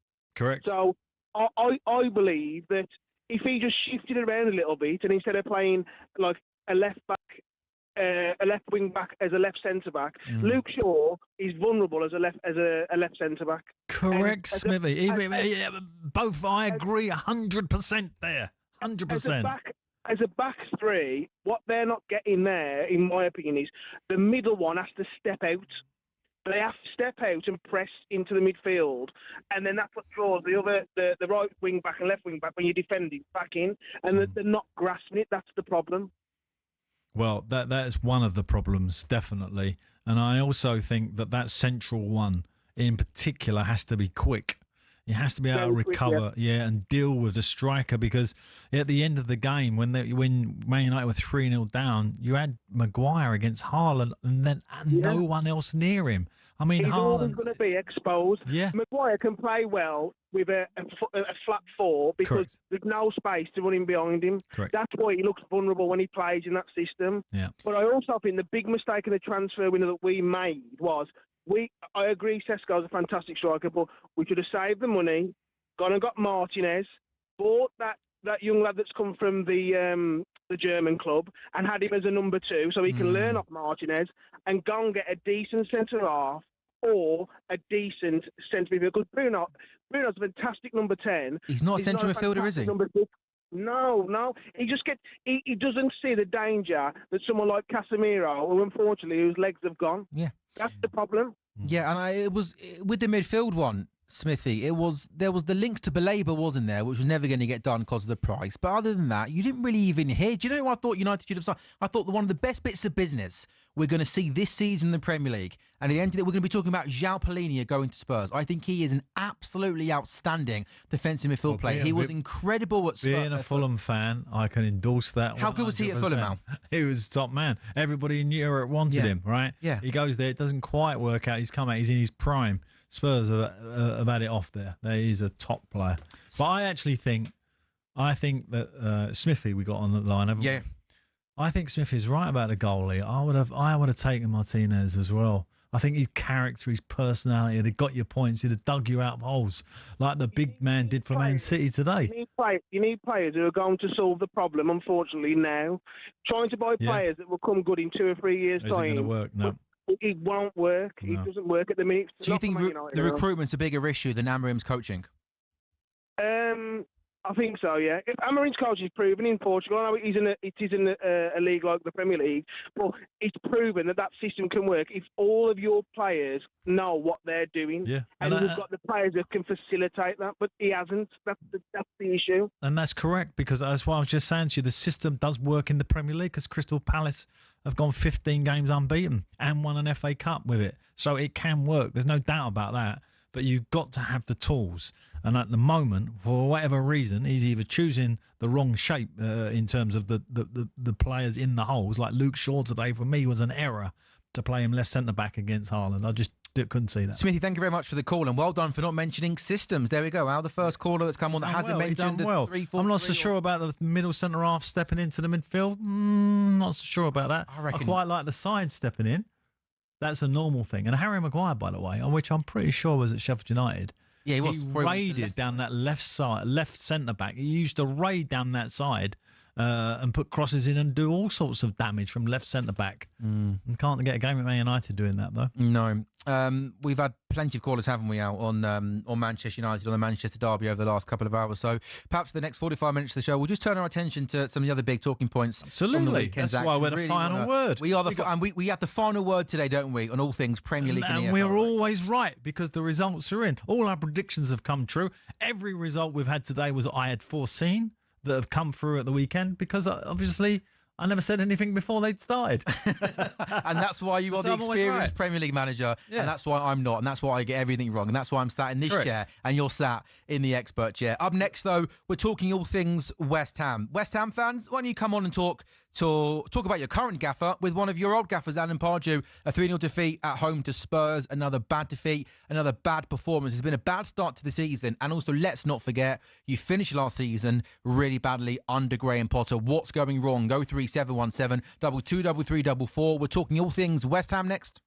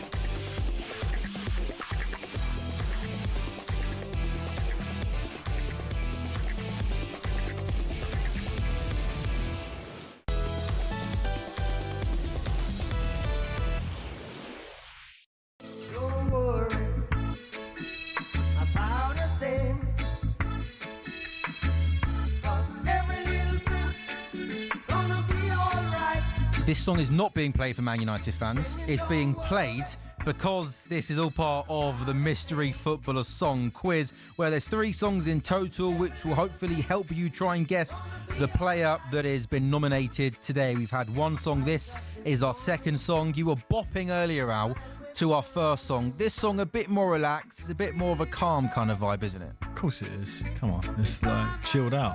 The first song from 1978, by the way, Ian Dury and the Blockheads, big number 1. This is Bob Marley's. This is a different mode, isn't it? But it's another clue. I'm not going to give you what a clue is. Song, isn't it? It's a good cue. Should we give them a clue in terms of who possibly should we? So this is obviously Bob Marley, 3 Little Birds. The clue is the English team he supported and who he was a big fan of as a certain player. I did not know before today who Bob Marley supported in England. And I was surprised he was a Spurs fan. So we got 2 songs. If you think, have you lost respect now for him a little bit? Yeah, there we go. Sorry, Bob. Don't be upsetting Spurs fans. Come on, it's nearly 8:30 on a Sunday. I'm an ex-Spurs fan, player with no legacy number. Yeah. I'm still hurting. Carry on. Get it sorted. Come on and sort it out.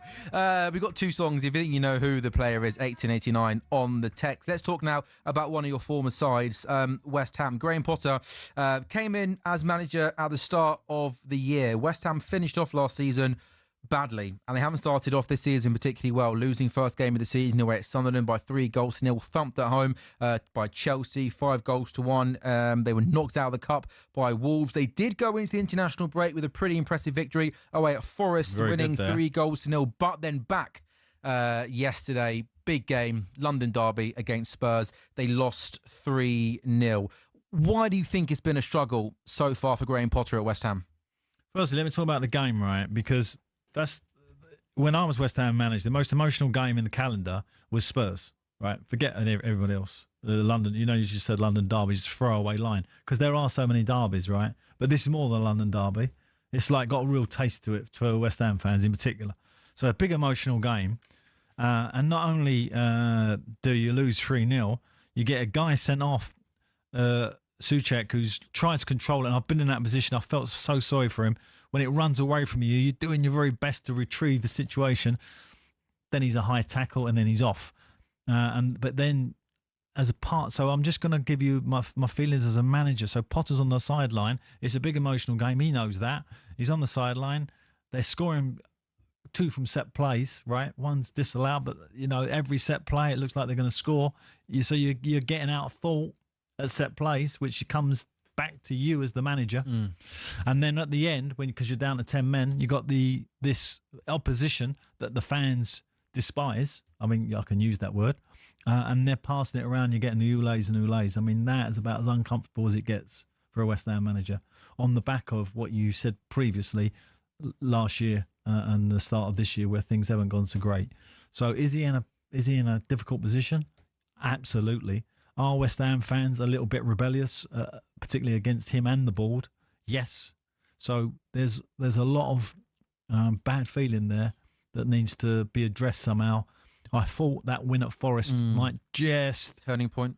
Yeah, just give them a little bit of a lift. And the international break couldn't have come at a worse time for Potts because he'd have wanted to back that up. But unfortunately, and you never know with international breaks. So I just want to give you a little bit of insight into that. As a Premier League manager, you're getting your players back sometimes Thursday night, sometimes even Friday, that you don't know where they are. You don't know how much work they've done. The clubs, the international teams give you some information, some don't give you none. So you don't know. You're only asking the player, what have you done? How did it go?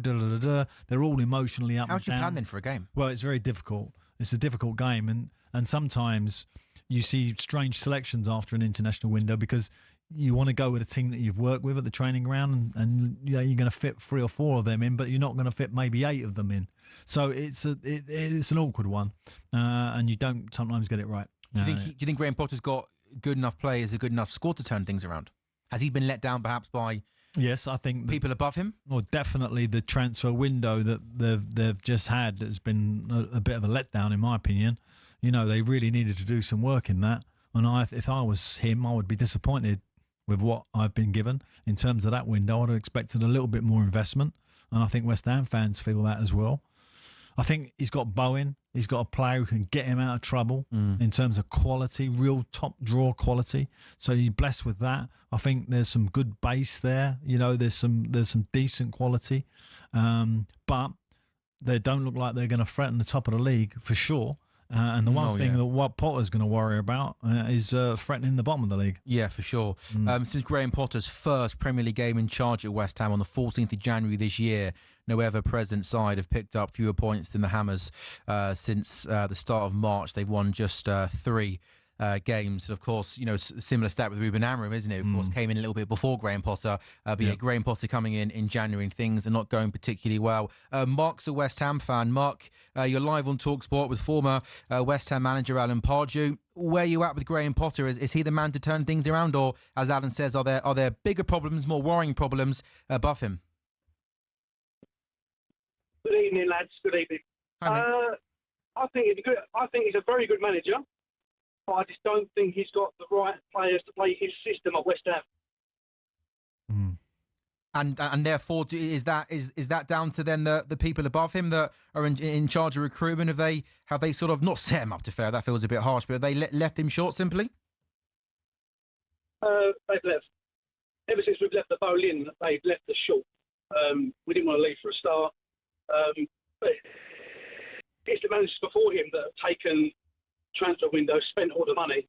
He's not been helped in that way, shape or form. The transfer windows, the last 3 or 4 have been actually not very good, have they? There's not really too many successes out of there. And that's why you sit where you sit at the minute, I think.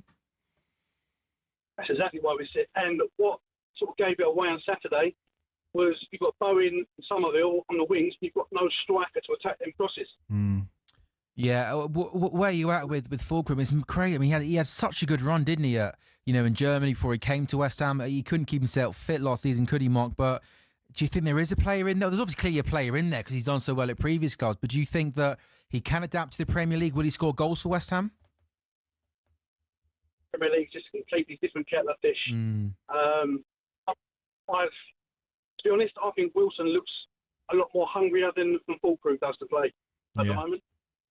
Yeah, perhaps. Mark, thank you very much for the call on the Final Word show. I think that's an interesting call that between Callum Wilson and him, Roy, because I think Callum Wilson, we know he's got pedigree, but we also know that he's been released by Newcastle to a degree, and he's got I think he's got a point to prove. And he might have a great year this year, Callum. I really hope he does. I think he's the type of player that, if you got into him and revved him up a little bit, I think sometimes he can be a bit complacent. I think the man has got to be right on top of him, and I think you get something out of him. I think you can get a tune out of him. And as you say, on the side, Somerville, I've had Somerville. I managed him when I was at Den Haag, so I had him on loan from Ajax. So he's a terrific lad, real honest character, can beat people for fun.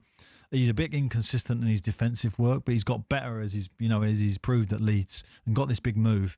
He needs to deliver now. So, he's stepping up in class to West Ham, a proven Premier League club. Big club. He's got to deliver. So, I think the question mark there that for Potter is starting to get a little bit more out of some of these individuals. Get into them and let's get a bit more kind of fight on the pitch. It all looks. I heard one comment coming out of there. I don't know, it was Jay on Cundy's talk show I was listening to on the way home yesterday, that it's flat. And I think there can't be anything worse in that stadium than it being flat, because the stadium doesn't kind of give you any energy. You have to kind of give the stadium energy. It was half empty after an hour. Obviously down to 10 men. And no, of course. Down. But like when you go in some stadiums, like the old Bolin, the stadium kind of worked with the fans. Do you know? They were close to the pitch. It was loud. It was intense atmosphere. Yeah, it was like it kind of they inspired each other. The stadium inspired the fans, the history and everything. This stadium don't inspire anyone.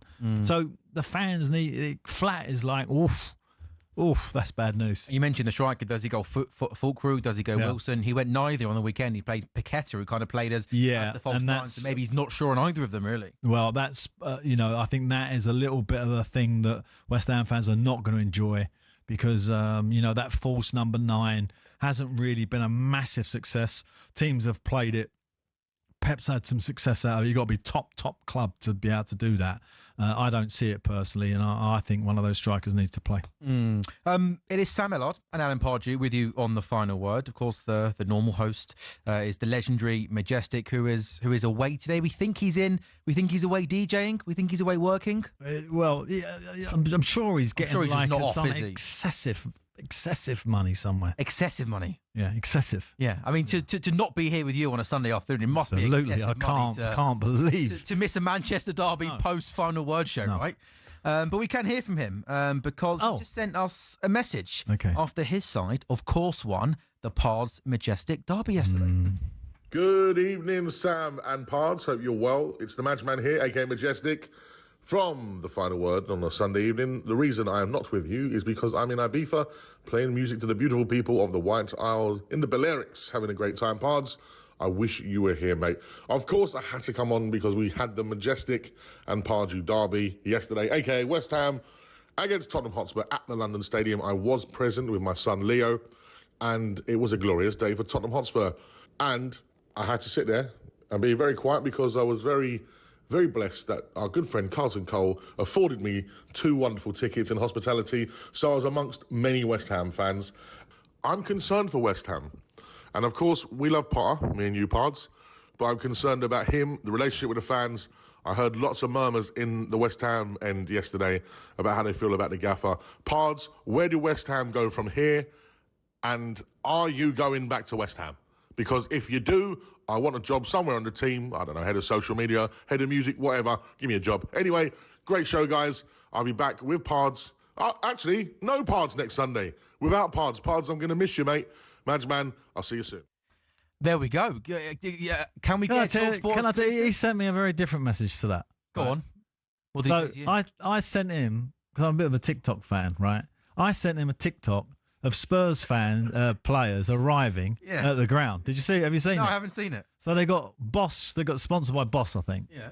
So a bit of advertising for them. There we go. They got a white tracksuit, like pure white, but it's like a floppy shirt and trousers, right? I mean, totally ridiculous outfit. You're not having it? I wasn't having it at all. So I sent it to him and say, look, that's typical Spurs, like giving it love.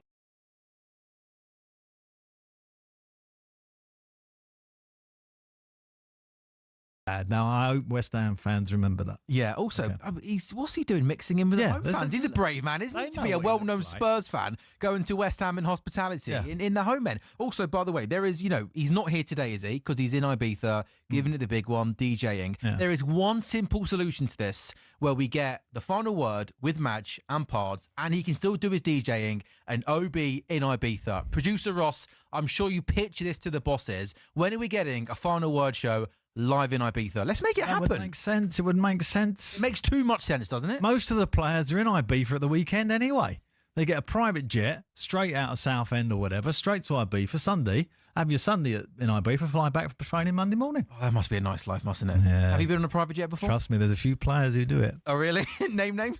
No. And also, sorry, you've also glossed over him talking about Alan Pardew going back to West Ham. I love West Ham. But, I don't think I'm going to be going back there anytime soon. But I'd like to go back there. It'd be lovely. Even I could go back there and play the music instead of Madge. Maybe I could do that. They do have a DJ at West Ham, He actually, you can see him spinning the things in the stand. Sorry, can you do that higher so we can get the cameras in? No, Alan Pardew actually spinning the decks there. I absolutely love that, by the way. That was an error. The biggest revelation, though, that I've learned today, you've given us some great football insight, that goes without saying. I love the fact that Alan Pardew is a TikTok lover. Yeah, listen, there's nothing wrong with TikTok. It's very, very good. And obviously, at the moment, because you're not managing or anything, I'm a media pundit at the moment. And a very good one. I'm getting a lot of golf in. And TikTok, very good for tips on golf. Golf, TikTok, and a bit of punditry. And food. You're living the dream, aren't you? Yeah, I am. Ish. It's just gone 8:30 on TalkSport. You'll be happy to know Majestic is back next week in this very seat. Coming up next, we'll have our third clue from Mystery Footballer, and we'll be getting stuck into some of the other games from yesterday as Big Ange returned to the Premier League. This is the final word, and we are live on TalkSport.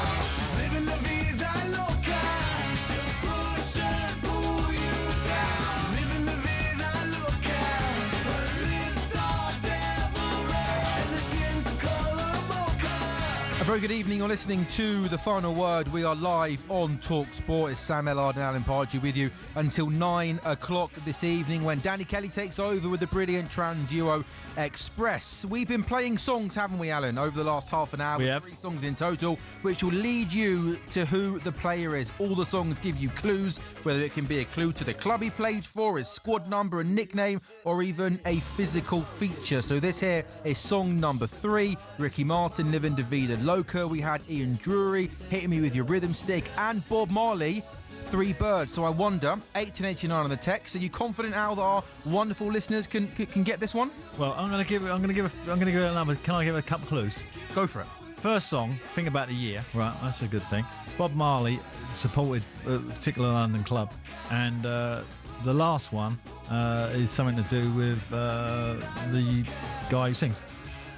I think they're 3 pretty good clues. Yep. We will reveal the answer outside of the next break. If you think you know who it is, a little bit of fun. 1889 on the text. When you normally do this with Madge, are people normally pretty good at punters? Normally, we've had it usually after the first record. We get the odd one who gets it bang straight on. Yeah. Weird how it works. I remember the one time I think we got a leak actually. You know, if this was a Premier League club, I'll be having a meeting on Monday morning that we got a leak. Yeah. Which analyst? Who is it? Like someone's leaking. No. Did you have that a lot when you were a manager? Well, of course, leaking things to the press and stuff like that. You've heard football clubs talk about it. Yeah. There's a leak in the But it must be really, really hard, though, to find who the leak is, right? Yeah, but the one thing, let me give you the clue, right? If you're managing a football club at the moment and you feel like you get a leak, let it go.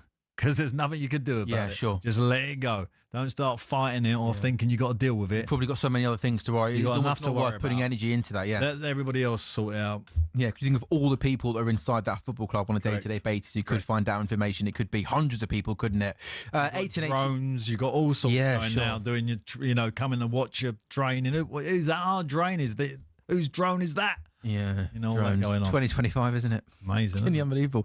1889 on the text. If you think you know who our mystery players, we've had lots and lots of calls on Manchester Derby throughout the show. But in the next 20 minutes, so let's just continue to look back on some of the games from Saturday. And the weekend started with Arsenal beating Nottingham Forest by 3-0. I just wanted to highlight one player's performance for Arsenal. I thought Noni Madueke was absolutely fantastic, and he's a player for me that I find I had found frustrating to watch at Chelsea. Yeah. Because you see him have one good game. He's quick, he's direct, he goes on the outside, goes on the inside. You really like watching him. And then he goes missing for the next 3 or 4 games. Of course, it's really, really early days here at Arsenal. But I think he started off really well. He looked good away at Liverpool. He was fantastic. And for England as well. And there was just a couple of bits of play out that I think he played with a bit more maturity and composure in that game. There was one bit that stands out for me where he had the ball just inside the box on the right-hand side with bodies in front of him.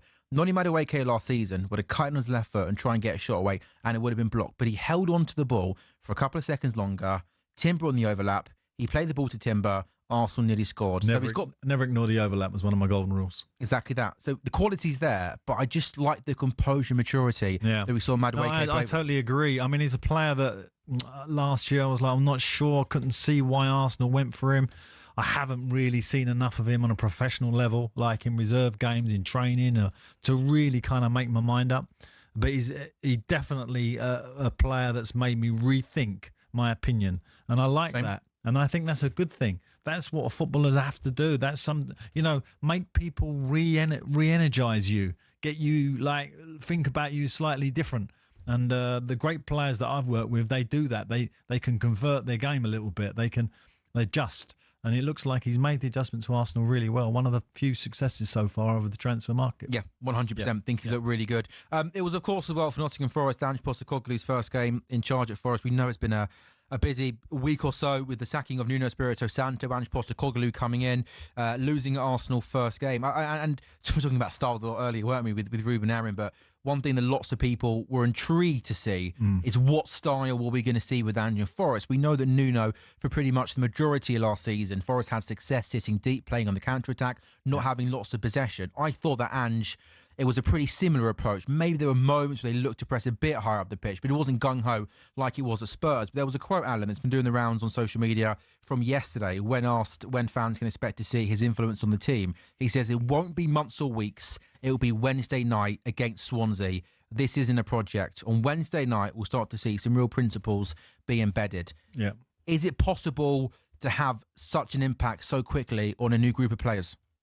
Well, yeah, of course, because, if he's going to carry on with that high line, I would expect him to be playing a very high line against Swansea, almost falsely playing it to emphasise the point. And I think maybe that's why he penciled it in. Get through that game at Arsenal. It was always going to be a difficult game. Let's stick to what you've been doing, but we're going to be on Wednesday where we can change it around. So I think he will do that.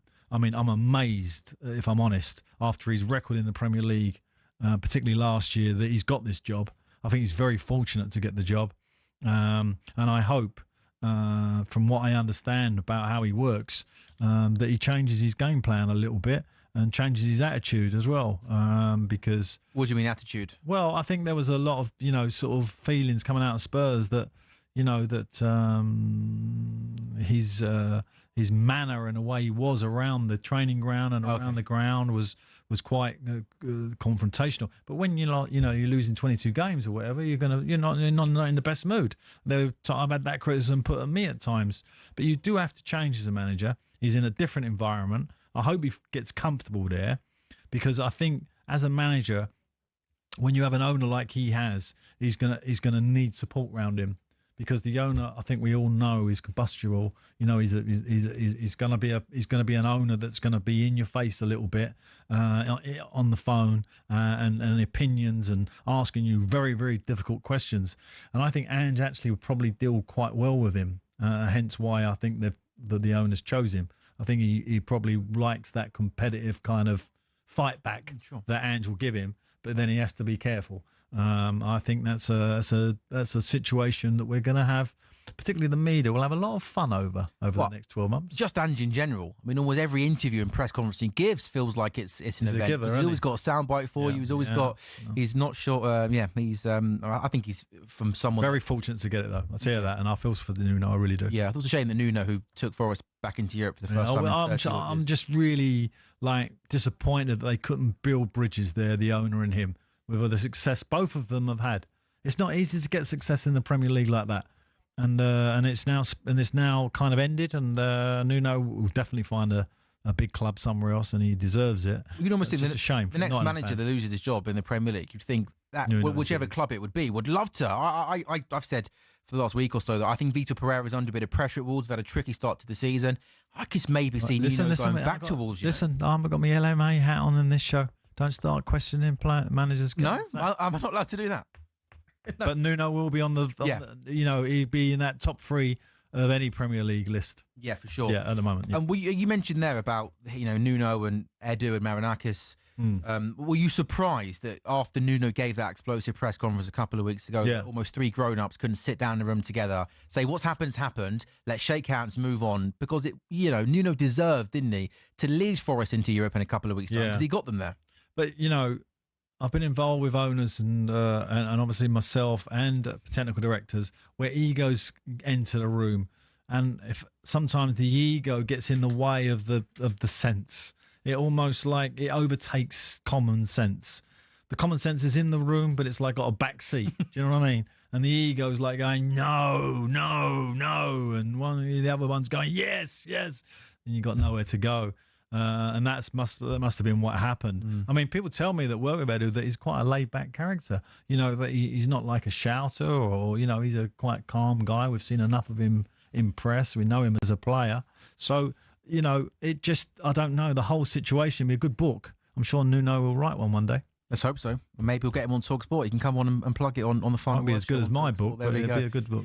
How many books? One book you done or just? No, I haven't done a book yet. Oh, you're going to do a book? It's a bestseller to be published. Yeah. How many chapters will TalkSport have in the Alan Pardew book? I mean, you've got a lot to talk about, but I like to think TalkSport will have a chapter at the end.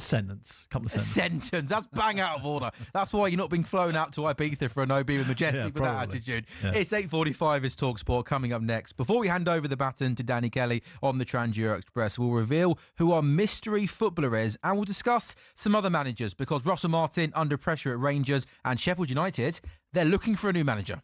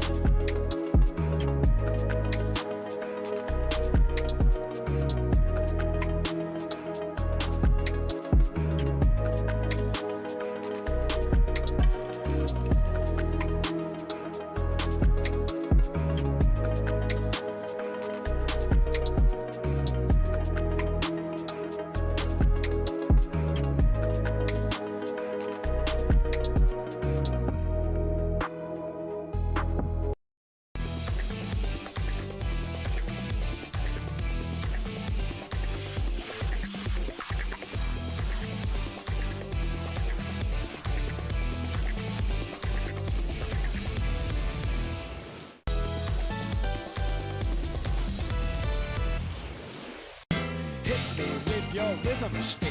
Hit me, das ist gut, say, fantastic. Hit me, hit me.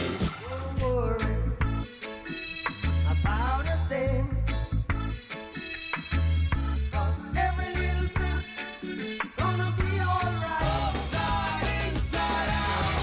Living la vida. A very good evening. It's the final word on TalkSport. Sam Ellard, Alan Pardew with you until 9 o'clock when it's Danny Kelly's Trans-Euro Express. We're now giving you the answer to the greatest quiz on radio, the Mystery Footballer Quiz. We'll be giving you 3 songs in total, which will hopefully give you clues to who our player is. You've just heard there the 3 songs. Alan, the listeners have not disappointed. Plenty texting in, plenty getting it right. But the big question is, did Alan Pardew get it right?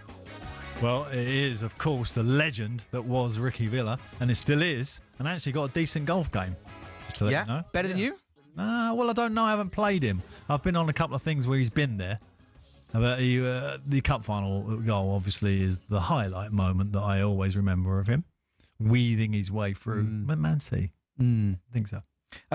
Lots of people got it right, but the first person to get the answer right was Danny the cabbie. So well done to you. And well done, Danny the cabbie. I'm sure next week, Madge and the boys will have another mystery. Yeah, of course. Well, every week. We've got another 7 or 8 minutes until the Trans-Euro Express.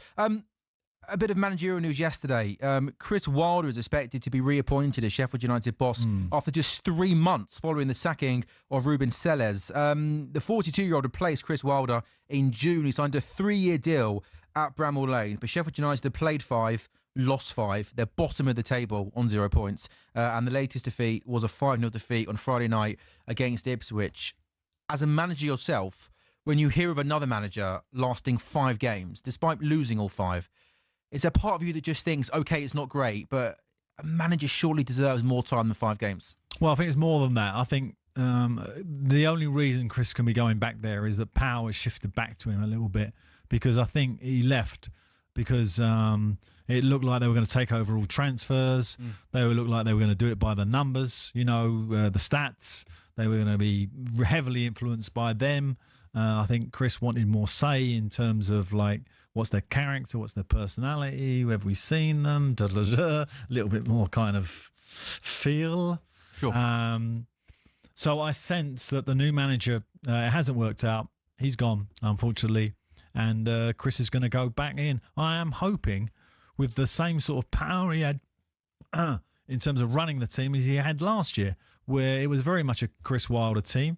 And very, very unlucky. Record amount of points without actually getting there. Yeah. So, it's not inconceivable, even from where they are right now, that he couldn't get them in the playoffs. That's the great thing about the Championship. And you just know that him going back in, he is obviously a legend there, not just because he has been successful there, but he's Sheffield United through and through, isn't he? Just red him and white, being on the touchline. His blood's red and white, man. He's he's all over it, and he knows it, and so he knows everybody. Yeah, the bloke who's selling the programs outside. He knows the lady who's selling them in the tea. He knows everybody. So fitting him in is no problem. It sounds like recruitment wise, they might have done some damage to that squad, and he's gonna have to kind of resurrect a few.